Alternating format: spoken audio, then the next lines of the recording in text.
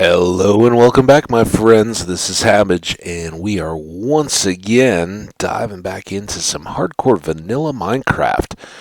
In today's episode, we're going to, at least in part, deconstruct a Shulker End City.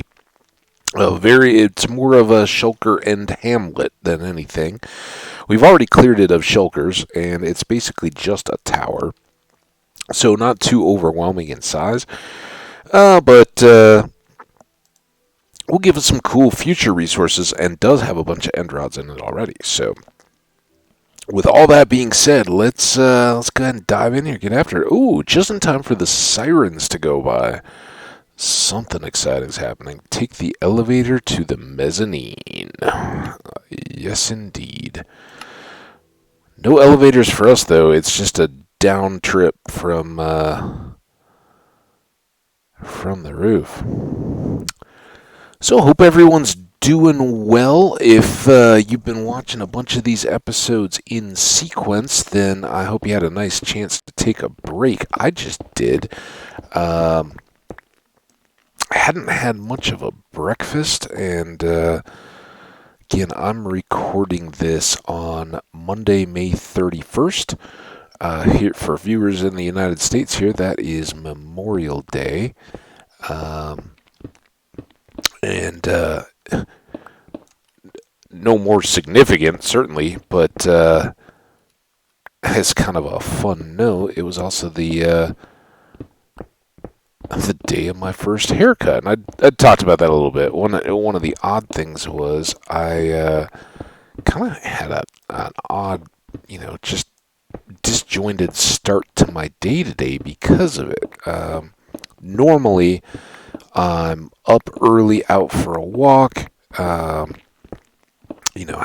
just a bite of something like maybe a banana, but usually not even that much, like, handful of seeds or nuts or maybe just a couple blueberries or something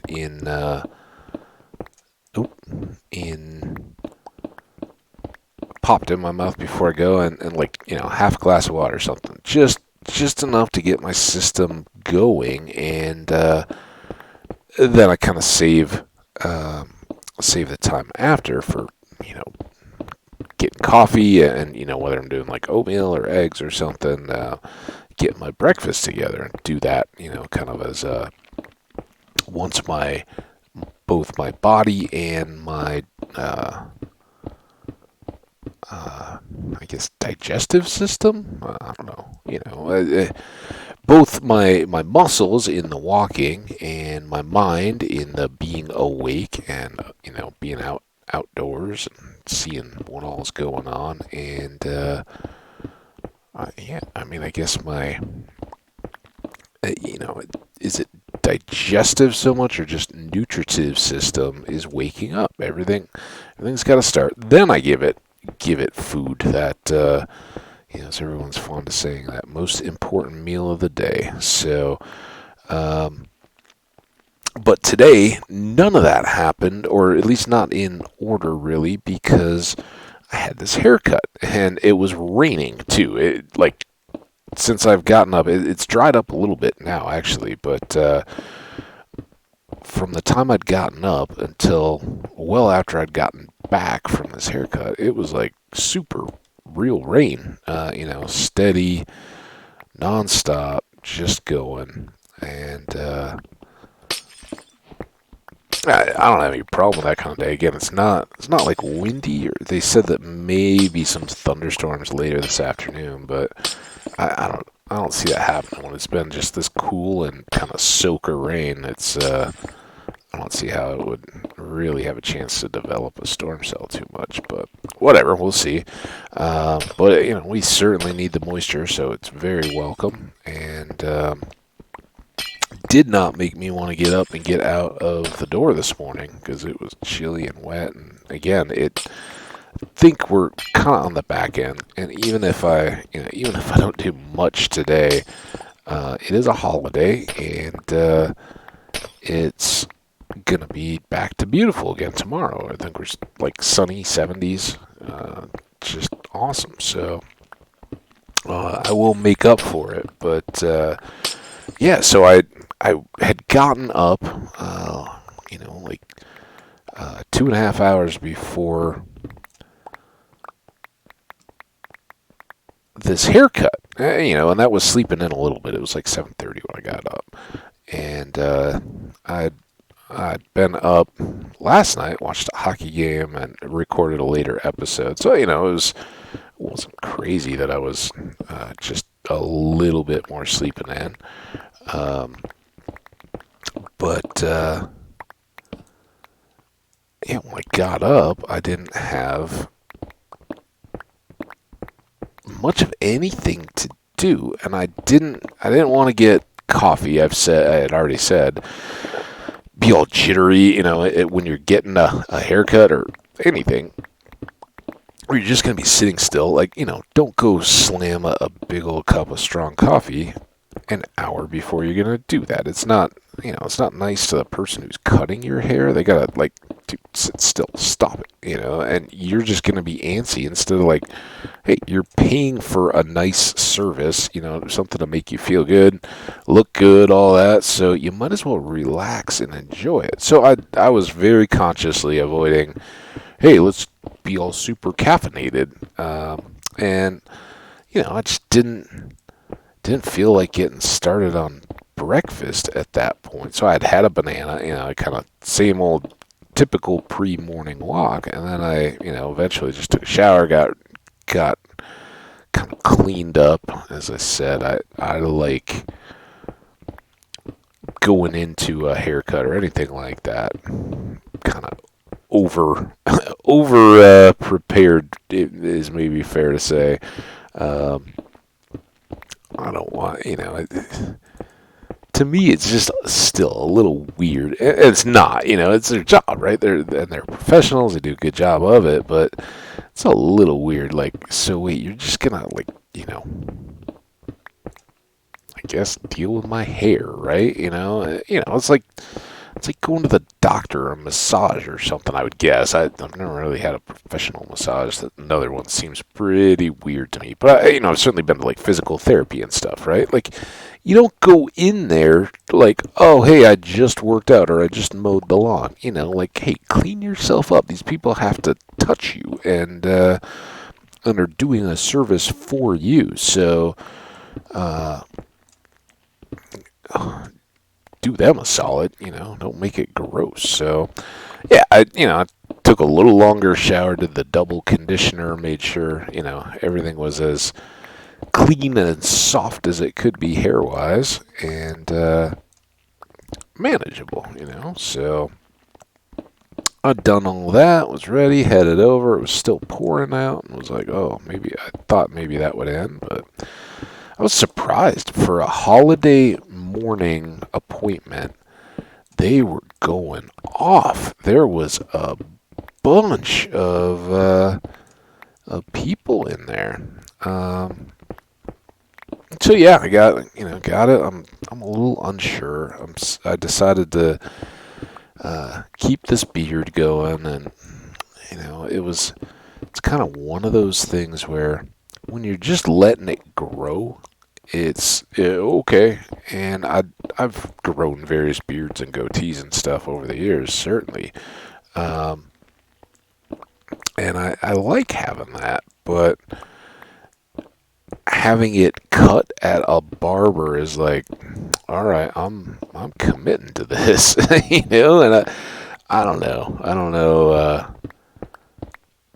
if the cut was it. I wasn't sure what it would come out as, and I don't know. We'll see. It might still keep growing on me. I'm not giving up just yet, but knowing that I was going to see my family, and listen, I'm in my mid 40s. I'm not a young kid, and I can tell any of you guys that or girls, anybody that's ever butted heads with your parents about your hairstyle or look or anything like that, clothes or whatever, that doesn't go away. I'm going to see my folks. I'm in my mid 40s, an adult man, by most accounts, successful, a productive member of society. But yeah, she'd already said, like, you look a lot younger if you don't have that beard. I'm like, yeah, thanks. I'm pretty aware, but I want the beard. So I don't know. We'll see how it goes over. I have a feeling there'll be a little pushback. That's it's something you never outgrow, and this is kind of why I bothered to share any of that kind of stuff. One, we're working an endless circle of purple blocks off of a tower, but two, it can be tough. I think there is a lifelong attempt to, whether we want to admit it or not, make our parents proud of us. And it really, it dictates a lot of stuff in our life, and it makes a lot of sense if you think about it. Your parents are the ones that teach you your morals as you grow up. They have, whether they, and they're your parents, right? They're going to love you no matter what, how you turn out, but they certainly have expectations, right? They want you to do well in school, they want you to be successful, they want you to be happy, and they don't want you to be self-destructive, right? They don't want you just, drinking all the time or all that. I mean, I think we all know that as teens, young adults, as we're heading out to party late at night, you're going to get the disapproving look, right? And I think a lot of parents get it. They went through the same thing. They're understanding, hey, you're going to go do it. You're socializing. You're trying to meet people and all that. But just the same, it's, hey, this is not, exactly the best way to be spending your time long term. They've got the value of experience. But, when it comes to fashion and some of those kind of things, it's always going to be tough for, them, me, anybody. You grew up in a certain generation, you accept things, and grew up with, certain, hey, this is kind of what I like out of music or entertainment or any of that. It, it just so happens that for my generation, we kind of won. I say it tongue in cheek, but for those of us that did grow up mid 70s, 80s, it sure does feel that way a lot of the time. A lot of the stuff that when we were kids, parents were like, "Oh, that's crazy." What are these passing fads? Those things have, in fact, proven to be not only just valued and enduring, but pretty essential. Computers were just these weird entertainment things. And in movies and stuff, you may know, like the National Science Foundation is working with the government on a supercomputer in colleges and universities. But it was the stuff of like research institutes and big companies. It was computers as tools weren't anything. What were computers as arcade systems. That was if you were going to get a personal computer. I mean, you guys would laugh. Those of you who are of the kind of under 20 set, and probably even more, a little bit older, but you guys would laugh at what amounted to productivity tools and apps and things. I remember my friends had it was like a 2E. It was one of the early Mac personal home computer thing, like the family computer from Macintosh, as opposed to like the Apple IIe. And it was like one of the big creativity things was you can make banners, but they went on these dot matrix, the double spool printer paper stuff, and I don't know if you guys do know, but the kind where each side of every page had this little paper trim, and it had a bunch of holes, and those were to put the the sprockets in the roller of the printer through, so that like a typewriter, old typewriter, where you crank the the roll of, the pieces of paper, you load up each piece and then you roll it to where it's in the right position. Well, that was the way the printers worked. They would pull the paper through with these rollers. I mean, honestly, that's kind of still what's going on. It's horizontal now, but it's still what's going on in the guts of your printers today. Now we just have the contact friction rollers that have enough adhesion to the paper to pull it through without having to have these special toothed sprocket wheel things to pull all the sheets through. But anyway, you had to have these perforated strips on each side of every printed piece of paper. If it wasn't like a mimeograph, which was the purple ink like this stuff. And how many people remember the mimeograph printouts for like homework and for me, it was in elementary school. But that was the deal. If you wanted cheap, like homework throwaway stuff for school, you got the purple ink, and those were like hand cranked copies. It was like an old printing press kind of deal, where you would just roll through each and every one, and the purple ink was like cheaper than the black ink, or I don't know all that. I was too young at the time to understand how the machines worked.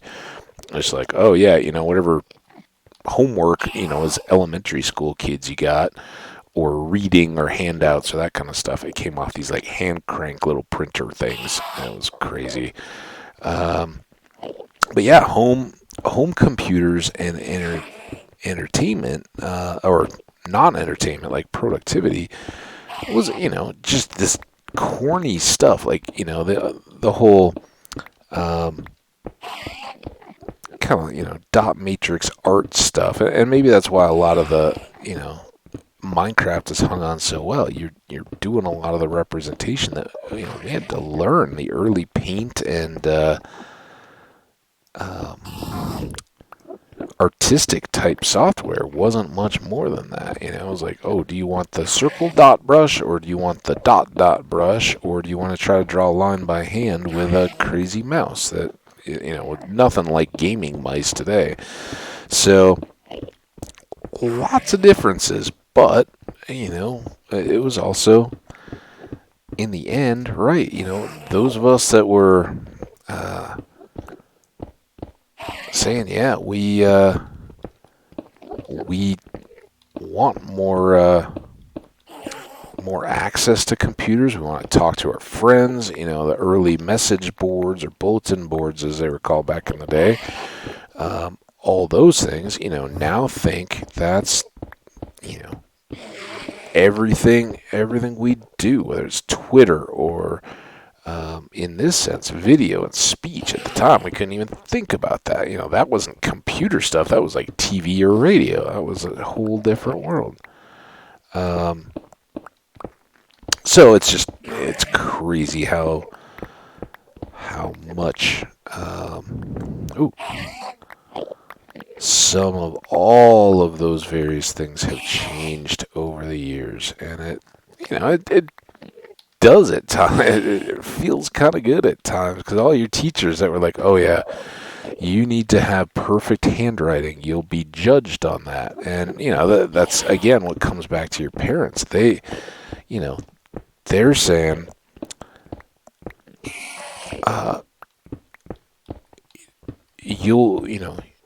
in order to get a good job, you're going to have to go join a big company and, wear a suit and tie and all that kind of stuff. I remember when I was a kid, my dad wore a 3-piece suit, with like the little vesty type deal, when he was going into work. He had a few of them, and it was as I got older that his office, and his birthday's coming up pretty quick, but he's in his 80s, and he's still much better dressed than most anybody is today. You'd argue the sense of fashion and all that kind of stuff all you want to, and that's certainly valid. Styles and things change, and as an older man, he's more comfortable in the style he grew up in. But his style was that if you were doing something of import, whether it was work or like just going to church, right? And this is one that I think is more personality based than anything. But there's a lot of people that to this day, kind of say, "How dare you?" If you said, "Oh, I'm gonna go to church in jeans and a button up, nice button up shirt," but just is that? I'd be like, "Oh, that's not church clothes. Those are just going to school type clothes, right?" If you're gonna go do something as important as pursue your religion, you you better put in the effort to show that you care by being dressed up for it. And for for others, that there's no difference in the sense of devotion or earnestness or even trying to look good. It's just that the style says, yeah, wearing a nice, ironed button-down shirt sends the same message to my peers that back in the day wearing a sport coat and a tie and, some of that kind of stuff would mean. So, yeah, and, and I'm not, unlike probably a lot of the folks that create content, I think, a lot of people are here because they feel like, hey, I fit more in a world where I can just be social, and it doesn't matter what I wear. But I think you'll find, a lot of, if you talk to people that have success in a variety of fields, and seem to be, happy and confident and stuff. A lot of those people that have been doing things for a few years, if it's at your job or something, the people that you instantly gravitate to is, hey, these people know what's going on. They're successful, and on top of it, I think a lot of those people will acknowledge that, hey, you do adapt to circumstances. You don't just always have to be the iconoclast, right? The person that's like, I'm gonna wear my favorite band's T-shirt and a pair of combat boots and a Hawaiian Bermuda shorts outfit, no matter where I go, right? And not only does that sound like kind of crazy, probably would be an odd look, but people pick up like, okay, well, you're just doing that. That's what's more important to you, is maintaining this position that I'm always going to wear clothes that don't fit the thing. It's okay, but I think a lot of us easily kind of transition between the, hey, I want to look good and show people that I care about whatever it is I'm doing by taking the time to look good. It takes a commitment. You have to go buy an outfit that you're not going to wear every day. You have to maintain it. Usually those kind of things need to go to the dry cleaners as opposed to just being thrown in the wash with your t-shirts and your underwear and all that. So there, that message is relayed. Hey, not only do I have the means to wear this outfit, but I care enough to do so. And it's, I think there's a conversation to be had about, is it I don't want to say elitist, but is it a barrier to people who are less fortunate to expect certain types of outfits when they don't have the means? Oh, hey, that's beyond my thing. Well, I would argue that you can go to the poorest places in the world, and you can tell without knowing the language or anything else. Just you're a pure tourist, walking down the street. Different language, customs, all that, and you can tell if a wedding or a funeral or something is happening just by watching a group of people walk down the street, because it doesn't matter what their clothes styles are, what they wear for solemn or important occasions reflects that value that they're sharing with their community. It transcends language and everything else. So it's, you can be at whatever economic state you want, and you can still dress in a way that's respectful and appropriate. Now, I'm saying all that, I'm kind of on a tangent, because I think our parents all have these expectations, and we got to this by talking about how they kind of shake their head at some things, and styles change over time, but their values and their hopes for the real things for you don't change over time. And I'm fortunate. I think I have a pretty open and conversational relationship with my parents, these days, and we can't comfortably just talk, like, hey, what are your expectations for me? Have I met them? That kind of stuff. But I think through the various conversations and stuff, and having been human, having known that there have been times in my life when I've let them down through my own, but just, you can tell they're disappointed that, you've made mistakes, you try to learn and grow from them, but a part of that is acknowledging that, hey, you've not measured up to a measure of success, whatever that is, whether it's oh man, I don't know, you got a fight at school or with a girlfriend or something like that, or you thought what was starting as just good time partying with friends and stuff, all of a sudden you realized you had a real dependency and you had to fight your way out of it. But along the way you had maybe wasted some opportunities at some jobs, maybe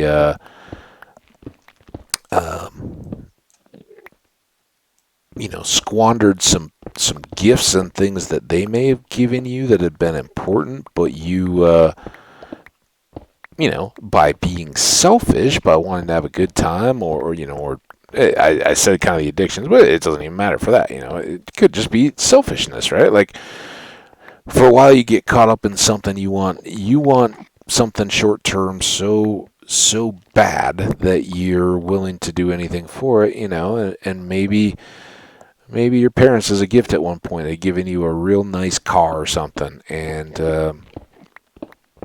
you appreciated it at the time. You knew you couldn't afford to get something that nice, and it was, top condition, probably very dependable, and either through just not caring enough to maintain it, or by maybe getting into an accident, speeding or something like that, you just waste it. You wreck it. You can't replace it at that price. You can get something new, and you probably will, but it's not the same as whatever they'd given you with the hopes that you would value it and take care of it. And that's, again, it's human. You're just being human. You're not a failure. You're not less valuable, and I would hope you're not any less loved in your parents' eyes for having made those mistakes. But you still made them. It doesn't change the fact, and that's why, I absolutely hate looking at birthday greeting, Mother's Day, Father's Day, all those kinds of cards where they put the sappy, corny messages in them, because they're so insincere. They're like, they describe, it's like, okay, well, if you're going to buy this card, then what you're saying is that your mom, dad, whoever is spouse is your deity level. They're caring, they're compassionate, they're unconditionally loving of you, and it's like that's just not reality, right? You love them and treasure them. And I talked to some about this back on Mother's Day when I was kind of, just talking about how much I appreciate my mom and what she's done for me. But, you know, she loves me and still does to this day. But she's also very clear and always has been is yeah, I love you, but I don't love what you're doing right now, or I don't love what you did, and I wouldn't be showing how much I do love the person you are if I didn't, if I just pretended that didn't bother me. So, um, those kinds of things are set against the fashion choices and all that kind of stuff, and it's tough because when we know we we care about a person and we want, we know it just, through being kids or whatever, we haven't always done right. We've sometimes goofed up or made mistakes. We want to make up for those the best we can, and sometimes an easy way to do that is to just settle on the simple stuff. Like, I know my parents would feel more comfortable with my appearance if I was just clean shaven, and um, kind of dressed as they expected, as the clothes that they bought for me back when I was a kid and they were buying clothes, as those would have reflected. And as easy and as nice and as much as I would like to give them that, there's also that part of you that's like, but I am an independent person. I'm an adult and I make my own decisions, that kind of stuff. And especially when you live at a distance, I think that's really tough. It's why a lot of times those visits become further and further apart, because when you start out young, it's easy to just revert to the person you used to be. But then try getting married, try having kids, and doing those same things for your parents. And that's why a lot of times in-laws, there's friction there. Even if your parents love the person that you're dating or potentially going to marry, when you actually do, and particularly if you then end up moving somewhere, living in a different environment, can become tough, because you need to start choosing the person who you are becoming or have become with, and balancing that with the person that they remember and you were. And that's tough, and ultimately you're usually going to come down on the side of your spouse, your kids, whatever. You've got to be the person that they need. They depend on you, or live with you every day. Some of that kind of stuff. Again, you may not be feeling that quite as much if you're just dating. You're just starting out in life. But things to think about as you're going forward. You really are, and that's where all the jokes about in-laws and all that kind of stuff come in. It's usually not that you don't like the people at all. Of course, they're the parents of the person you love most in the world. They're gonna be pretty important to you, and more than likely share a lot of the values. They imparted the personality and the values and all that kind of stuff in the person that you've committed to for your life. So it would make sense that they share a lot of values, but it's those points that become difficult, because if it's your wife or husband that is acting differently as you travel to go visit their parents, and they suddenly revert into old jokes and laughs and customs and stuff like that, and the things that they may have grown away from, either viewpoints or mannerisms of speech or styles of dress or things like that, since you guys have been together, they may fall back into when they're with their parents. And so there's often a lot of friction, and sometimes it's easier to just look the other way, or just not have it happen by not getting everybody together as often. And when you have a long break, as we have with a pandemic, It's tough, but again, I love my mom. I know, I know everybody's looking forward to big hugs and all that kind of stuff, being back in contact again. And I know she'd love that minus facial hair, but that's, hey, I've also put over a year of my time into this, and I know you guys are all seeing that. I don't want to look him in the face. I don't see a uh-oh. Do you see what I see? That is a bridge that I built. So we're getting back on pace with some part that we've already explored. Kind of a bummer. I can't see. Oh, I do see a torch. Just on the corner there. Can I? This is when some Enderman's going to come again. So there's a torch out on the bridge.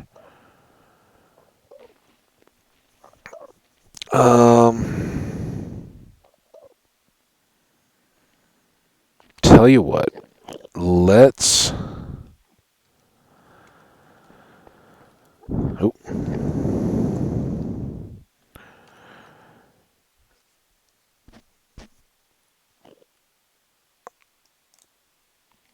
Let's reset here. Oh, not that. All the rest of this stuff, though, right? And then one of these. What all did we have in here? This was. No. Not what I wanted.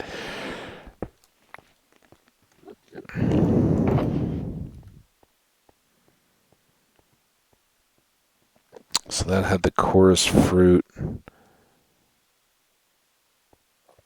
And then the white one had the blocks. So here's what I think we're going to do. Are we? Let's do it in this order. We're going to first bridge here so that these are connected, and then we'll keep going kind of parallel in that direction, see where we end up. So anyway, random, parent talk, as I look forward to seeing mine, and know, yeah, it's not going to be a huge deal, right? I hope. You never know when your folks are getting older. But no, we all still love each other. We're all on good terms, and I've probably talked to my parents more in the last year than I used to, just because my schedule freed up a lot more. They were stuck at home. I wanted to make sure they weren't lonely. They kind of felt the same. I think everybody worried more about me. Oh, you're living alone and you're kind of socially distanced and all that kind of stuff. Are you doing all right? Of course. I've loved this time. It's been wonderful between reading and games and videos and getting out into nature and having less crowds and stuff on the trails. It's been perfection. But it is something you gotta kind of watch out for. And so part of me going and getting a haircut and beard trim and all that kind of stuff today was I want to look good. And I'm not just trying to aggravate my family and go, hey, look at me. I look like I haven't done anything about my appearance in a year plus. But wanting to look good and wanting to just comply back to a look that I don't particularly, want to get rid of in my life right now. That's being disingenuous. So I don't know if this has a point other than, your folks, even, if they nag you about stuff like that, they still love you. It's still all good. Now, that almost looked like stone. It does, and I think stone was the first bridge, so this may be And that makes sense, right? We've kind of been coming around this edge, so that would put the island back beyond us. And this would be close to our way home, maybe? There's another city, though.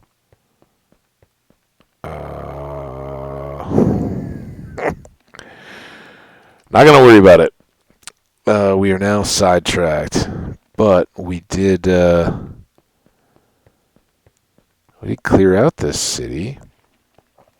So that's good. We could take all its lights, but I don't think I'm going to. I think I'm going to leave them. I don't have an axe, so I can't even get more of these chorus trees. I was thinking about that. So yeah, we'll keep on our little course of action here. Come on.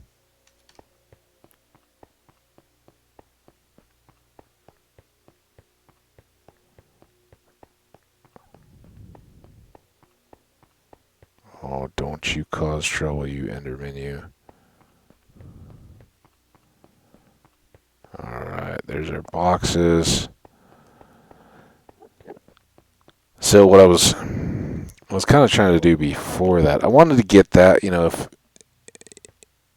we haven't built up the structure around our portal we just came through, and that takes some time, takes some effort, all that kind of stuff. So if we can just cut back depending on how far we want to go and all that stuff, yay us. Well, I think I'd like to do the blue box. Let's put those ladders in there. Right, that's random. So we've gotten a lot of random stuff. 2 boxes full, pretty much, right? We have no. We just have the fruits. I'd like to keep those. Okay, no other lights. Let's keep the lights here, just so we can see them. Got our axe out. This is the full one, so it can fully go away. This one and this one we can keep out. And we can go from there. We'll use the blue again as soon as we clear off a few more of those. I guess I kind of thought of doing this, and when I was thinking that, now, is that where we just got out from here? Yes. Okay, so we still can go around that outer edge. Hey guys, there's a lot of you. I'm just going to put a torch there.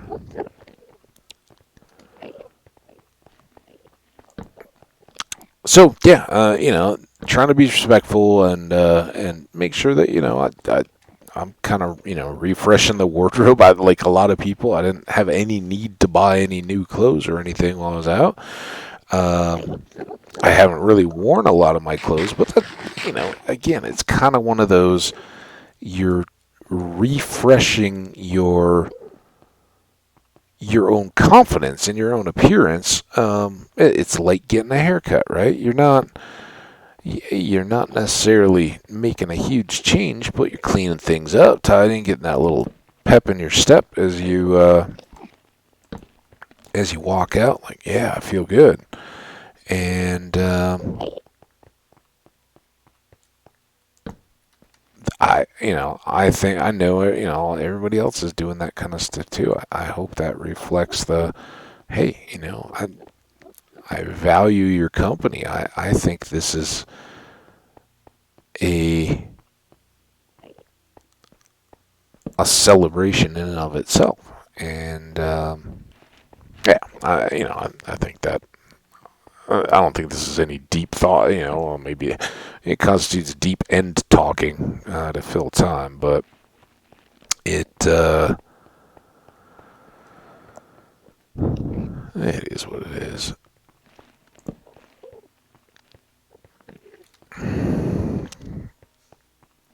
I am tempted to just jam up with trees out and around here, but it's kind of like what's the point if we're still looking for cities and all the rest. We want more. It's good to have 2 more shulkers, but we'd like to get a few more. The best thing is with the extra 1, we will be able to dye it black, and then we should have all the shulker colors represented. The blank, the one that we have now, and then all of the dye colors. So that's kind of cool. Good. In addition to, I didn't really acknowledge, but in addition to the sirens earlier in this episode, we also get the garbage men. They're doing a fine job on a holiday. Appreciate their support. Yeah, I know, a lot of us have worked holidays over the years in all kinds of various jobs and professions and everything else, and I think everyone knows that it can be quite profitable, right? It's great to get time and a half or whatever compensation your company gives you for acknowledging that you're giving up a part of your holiday to help them out, help them run their business. So it in one sense it's kind of a bummer, but in another it's a pretty good way, and I think it's good to offer people the opportunity to work on holidays. Holidays can be tough for a lot of people. Think about, I'm sure everybody's familiar with the statistics that suicide rates and things like that go up around the winter holidays. And part of that is that, it's the shortest time of the year. There's less sunlight, less reason to get out. People feel confined and, can get down, and then depression builds up.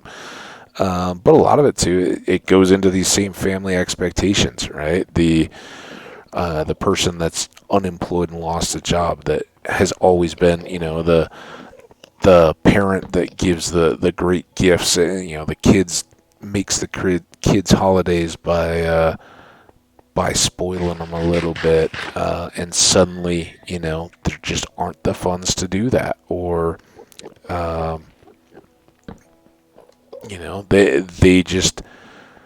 they remember back to past times when maybe their dependence on something, whether it's a drug or an alcohol or something like that,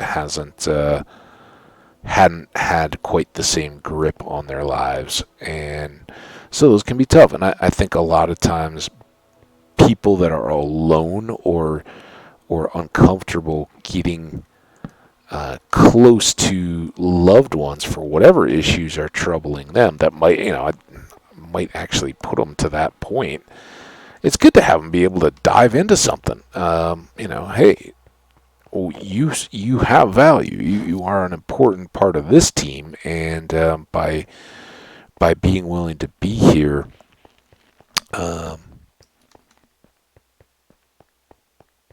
you're going to get extra compensation, whatever the case may be. I think it's also hugely important, though, if you're the member of a team at work or something like that, and you've got kids, you got a big family, you're always taking time off to, doctor appointments or sports or tournaments or that kind of stuff. Be very aware of the people that may not necessarily be parents in your teams and your organizations. And if there's a holiday or something that means a lot to them on the calendar, pony up, be a good teammate, and tell your kids that you'll make alternate arrangements for whatever that day may be. And sometimes that has to be Christmas or something like that. And it helps, I think, to remember that the families out there do have a lot more unforeseen events, and it's it's why historically, and why, right now our society is going through such an effort to um, make it so that working mothers aren't discriminated against, aren't paid a different wage or anything. But the justification for a long time and all that was that ultimately you're less dependable. You're gonna have sick kids you got to go care for. They're your top priority, right? The person that doesn't have any of those kind of things, that just is kind of quietly there, and when you guys are all planning your trip to Hawaii or whatever, for the holidays, that person is like, yeah, I'm gonna be here. I got pets, whatever. I got to take care of them, so I'm gonna be around, and that just constantly piles onto them. For one thing, it's great value. Those people that are willing to do that should be thanked and appreciated, not just by their employer, but by the teammates that they. Oh yeah, you're gonna leave early for the holiday and aren't gonna volunteer for that coverage. Well, I guess I'll take it again. Um, you should thank those people. If you're a part of one of those teams, don't be shy with the. Yep, you're entitled to. You know, uh, just an acknowledgement. That's really, really goes so far, and that comes out of some of my kind of management stuff I've talked in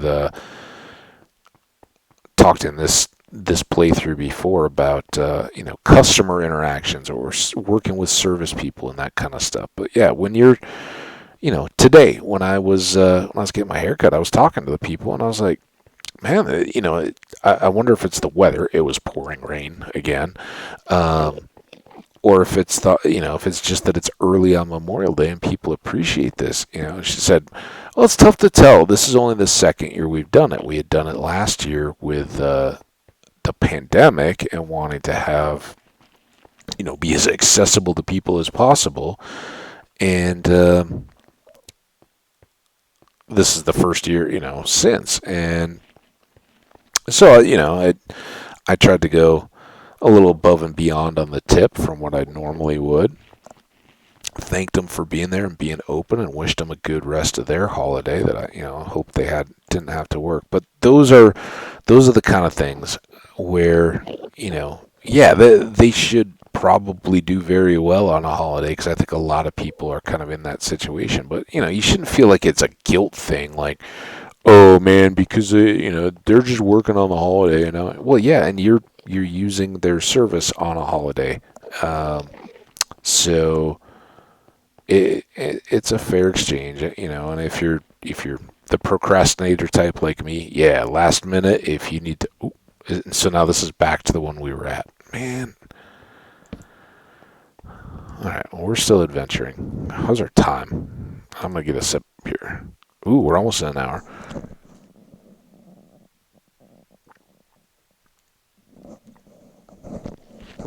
Again, sorry, I don't know what it is about the tea thing, but I'm drinking it out of a bottle, and I don't know why I don't get the mic up higher. Anyway, we got about 7 minutes, so let's keep running. So now we had started back. That's our portal that we didn't bridge up because it's way up in the air where we came in.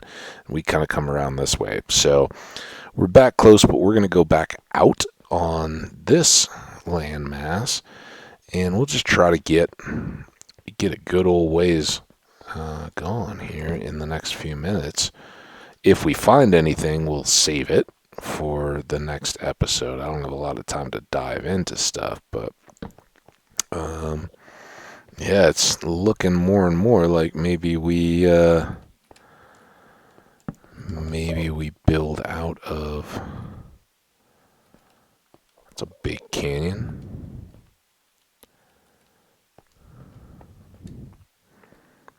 Cut up a nice corner though.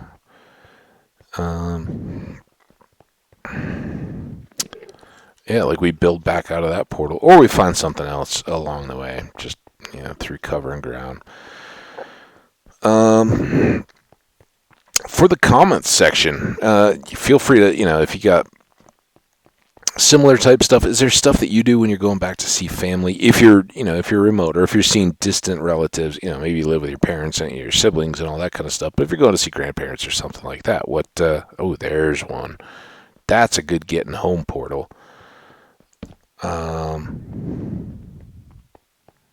don't want to go home yet. No, do I? I don't want to go home. I'm not tired. I'm not sleepy.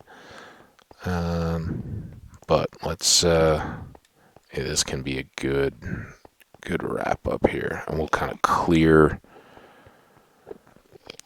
the area around. So that far and wide we can see the way to this portal. I don't see any. Oh, hey.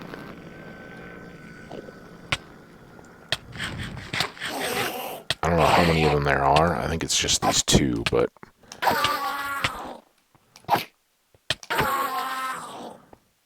Why not eat an apple? Okay.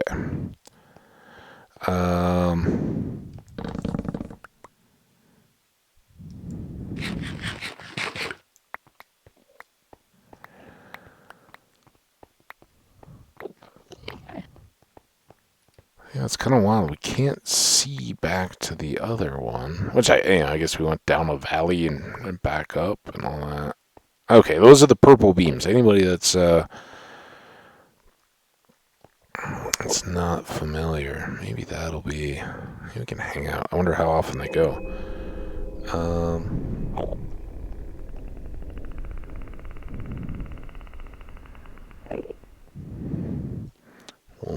We'll see if we can do it.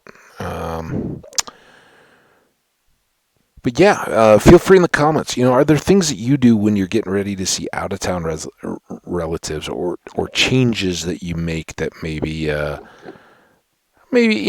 just out of deferment, out of showing love or respect for family members, or just good friends and things that you wouldn't have done in a long time, but and normally wouldn't do in your day-to-day life, but do around them. I'm just curious what those might be. I have no idea how often these purple beams go, but it'd be a cool screenshot.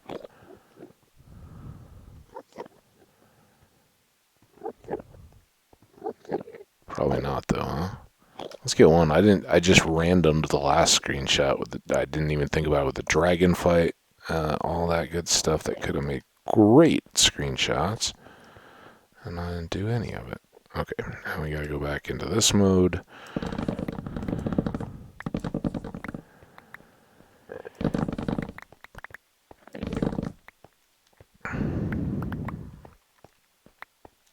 So lots and lots and lots of fruit. The other thing for your comments is, what are your memories? Have you ever had to work on a holiday? In some kind of like, young job, maybe you're still, are you in a first job, some kind of like retail or working in a restaurant or something like that? And for the first time, it's always been, I remember Christmas Eve one year, and I'd always, Christmas was a big deal, and we had everybody over for Christmas Eve dinner to my folks' house, and between aunts and uncles and everybody else, that was kind of the one that we did at our place. But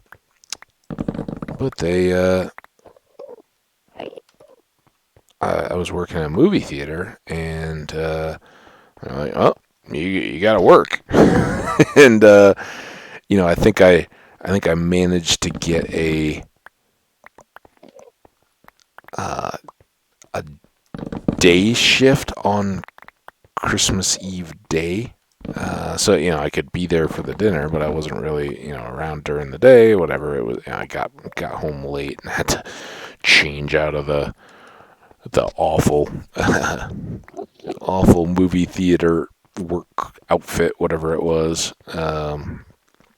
It was like just they had these pants that were awful, and it was just like polo shirts. And by the time I left, I think even that I was like, oh, just wear your own. These pants are stupid. We're not, we're not. When I started, it was you got hired, they gave you a pair of pants and these shirts, and it was loaner type of, you give the pants back, and you had to maintain them and all that, if you lost them, you had to buy new ones or whatever. I don't remember how it went. But by the end of it, it was like, oh yeah, we're, it kind of like,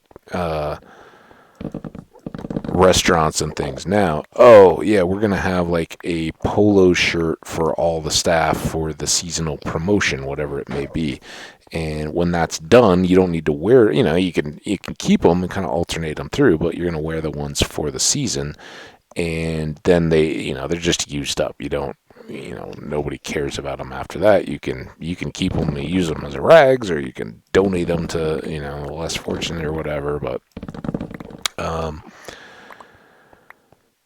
yeah, that was my first real. Oh yeah, work goes on, and and for me, I wasn't old enough to drive. I don't think when I first started, although I think I was driving then, so teen, but just really hit home that what, there's people in my community that don't celebrate, or at least don't celebrate in the same way the holidays that I do, and that's one of those world perspective things that everybody's got to get through in order to not quite be a bigot, or at least to make those things less possible. Hey, there are people out there, families of people that really actually enjoy Christmas as a time when, hey, we can go to the movies and there's not huge crowds, and let all those people go do their thing. We'll do our thing on a different day, and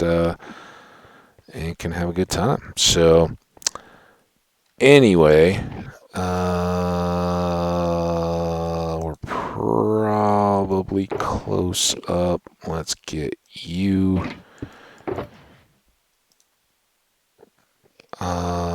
No, let's get you. I want to just end chorus fruit as a topic. Then we can just be on standard, good old-fashioned end run.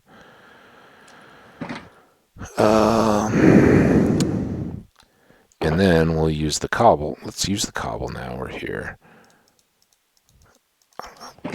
Shouldn't take too many. It's only like just that far up. Let's go here. I don't know how we'll do this time. And we'll just go. Oh, come on. The tea is kicking in, I think, finally. We're like, 4 episodes in this play session in, and I'm finally getting the caffeine bump. I usually get it in like my first cup of coffee. Once it cools to that point where you can actually drink it. So I do like using the cobble or something not end stony when I'm out here to try to make these just as visible as possible. And you can see it's not all that easy to do.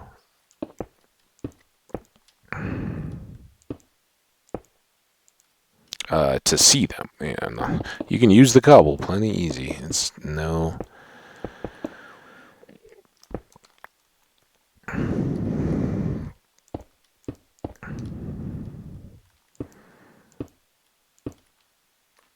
So yeah, use a comment. Share sometime that you've been the person serving others when you'd rather be back doing something on a holiday. And did people treat you good? Was it did it end up being a good experience? Kind of like, hey man, that would have actually been better than the same old holiday routine. Nice break from the family. Yeah, I mean, let's not lie. I've just talked for a whole hour about how much I love my family and what the things I like to do to show them how meaningful it is to get to see them in person again. And I can still say, in all honesty, that, some of those times when you have to work through a holiday or you don't, it's limited, you have to break it up a little bit. That can be okay, It doesn't feel like the worst thing, and I certainly don't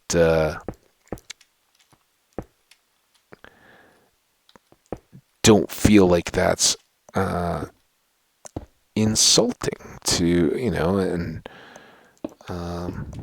as we all uh, grow up and, kind of have different interests and things like that, it's okay to want to be out, and bounce around, have new traditions and things like that. So we'll go on the lower ones here. Maybe can we? Oh, wow, that wasn't how to do it.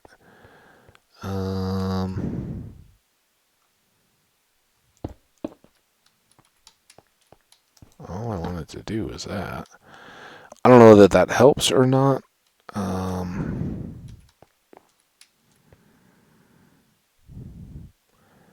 can certainly see the way we came. And, I think it's that island out there. So somewhere way off in the distance out there is where that other way up in the air portal is. But we'll see how this one does in the next episode. For now, we're going to wrap it up and keep this one as close to an hour as I could have kept it. I'm sure we're over now, but hey, it was fun. We got a new portal, got some shulkers, cleaned up that other city.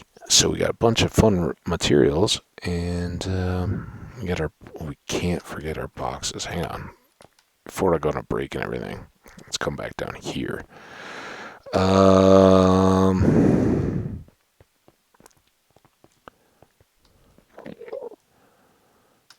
For lack of a better picture, I don't even think I need to worry about clearing up the inventory. Okay, save feature packed. Yes, indeed. Guys, you know the drill, but I'm going to tell you anyway. I thank you so much for tuning in. Your views are why I do this. I'm not doing this, any kind of a career or anything like that. Just trying to reach out to the community and let others know that I'm one of many who enjoys playing hardcore vanilla Minecraft, and that you can do all kinds of things: building, resource gathering, adventuring, pursue advancements, and all that kind of stuff.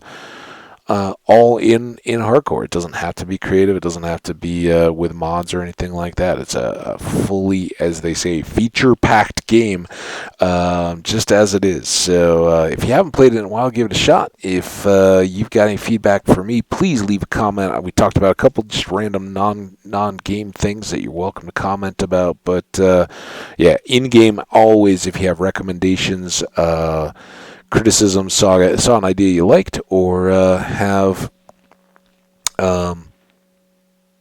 feedback on things that I could do differently, or different things I haven't done at all, I'd love to hear them. So let me know. But that's going to do it. Please, if you're watching these all in a row or playing games of your own, do take breaks. Let your eyes adjust, look away from the screen for a while. Your brain will thank you. Your body will thank you if you stand up and move around a little bit at the same time. And I will be back in fairly short order to get us another play session where we will go look for more loots in the end. Until then, take care. Bye.